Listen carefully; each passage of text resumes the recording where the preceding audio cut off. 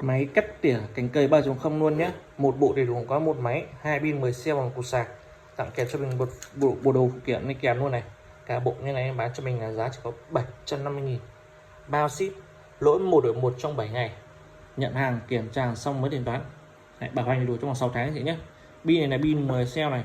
Đấy, anh chị nào nó có nhu cầu hàng thì trực tiếp với bên em, hoặc là lại trực tiếp qua số điện thoại hoặc qua Zalo là 0386 39 5070 để tháng chị nhé.